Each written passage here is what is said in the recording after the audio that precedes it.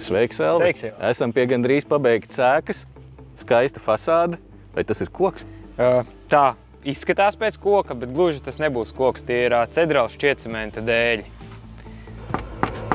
Skan savādāk. Skan savādāk un kalpo arī mazliet savādāk. Ko nozīmē šķiedrcements?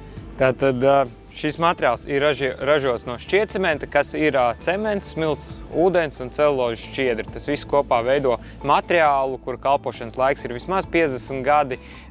Tālāk šī mūsu rūpnieciskā apstrāde viņam nodrošina to, ka krāsas noturība ir kā garantija vismaz 10 gadi, bet pēc pieredzes jau pāri pa 17 un jau tuvojās 20 gadiem Latvijā objekti un joprojām nav jāpārkrāso. Tas nozīmē, ka atkrīt liga ar krāsošanu un kopšanu. Jā, atkrīt tā lieta, kad ir regulāri jāpārkrāso, jārūpējās par to. Bet kas notiek mitrumā? Šeit ir kaut kādi pleķīši, tagad es viņu noslauku ar roku, vai es viņu varētu nomazgāt, teiksim, ar augstspiedienu ūdens mazgātāju? Bez šaubām tā arī ir domāts ar augstspiedienu viņu mazgāt. Šobrīd te ir kaut kādi pleķīši, jo te vēl notiek būvniecības process, un, protams, ka būvniecība ir netīra, un tad pēc tam, ka visu pabeigs, tad nomazgās un viss būs tīrs. Šeit neliela savienojuma vieta, visa siena gluda, neredz nevienu skrūvi vai naglu. Kā tad viņu piestiprina? Nāc ejam, es tev parādīšu sienas, kur vēl nav pabeigta. Glīta mājiņa. Un šeit ir procesā, bet te ir jau cita krāsa, ja? Jā, šeit saimnieki ir izvēlējušies tā kā kombinēt, padarīt to fasādi interesantāku vienkārši ar dažādām krāsām, tādējādi radot kaut kādus akcentus. Kā tad īsti stiprinās šie dēlīši?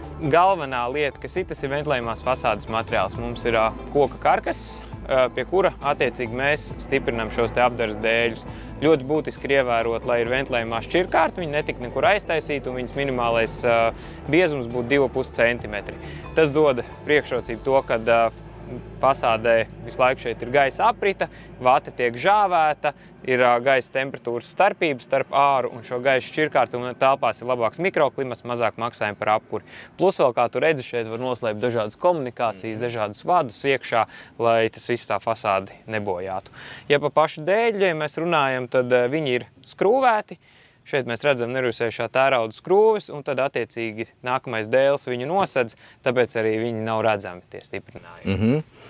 Tās skrūves man ir jāmeklē kaut kur pašam, ja to jūs... Var meklēt arī pats, bet principā mums ir visa komplektācija, tāpatās arī pieejami visi stūra profili, kas ir no pulverkrāsot alumīnija attiecīgajā tonī, lai viss būtu tā kā pabeigts gan logiem, gan durvīm, gan starta profili, visi tā kā nokomplektēts, lai nevajadzētu par to uztraukties. Tā kā mūsu raidījums saucās Es varu pats, vai es to tiešām varu pats bez celtnieku palīdzības? To noteikti var pats izdarīt. Ir ļoti daudz klienti mums, kas tiešām paši spēkiem arī montē šīs fasādes, jo pēc būtības te nav nekā sarežģīt. Ja ievēro to vienu principu, ka ir ventilējumā fasāde, visu pārējo var izdarīt praktiski jebkurš. Vai es varētu pamēģināt pieskrūvēt pats kādu dēlīti? Es domāju, ka noteikti iesim, pamēģināsim, pieskrūvēsim, apstīsimies, kā tas tīri praktiski. Izskatās, ka zāģējis viegli. Jā, attiecīgi vajag pareizo instrumentu, atbilstošu ripu, un nozāģēt ir pavisam vienkārši. Tā maliņa tāda balta palika. To var kaut kā labot? Pēc zāģēšanas tad paņemam remonta krāsu, bišķiņ to maliņu piekrāsojam, lai viss tā tiešām smuki arī izskatās. Ar to jūs arī piedāvājat? Tā arī mēs piedāvājam.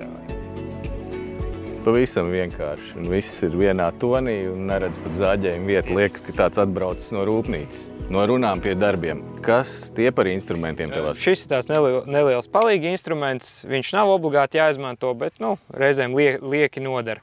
Viņš mums uzreiz nodrošina to distancīti un pietur dēli. Tādējādi mēs paņemam viņu, uzliekam apakšā.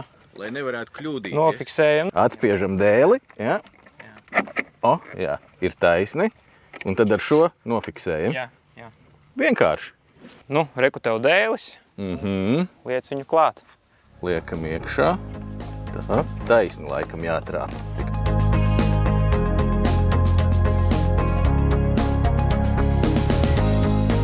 Tad apmēram 2 centimetru augstumā, ja?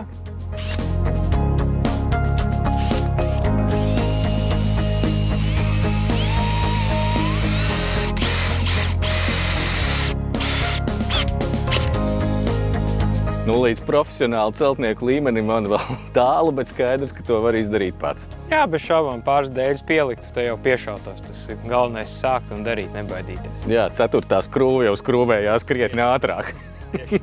Bet kā ar krāsām? Šeit es redzēju 2 krāsu toņus. Viens bija tāds krēmīgi balts, šis ir brūns, vai ir vēl kāda cita? Jā, bez šaubām to toņu ir diezgan daudz. Es tev parādīšu katalogu, lai tev varētu saprast apmēram, cik daudz ir kopumā to krāsu.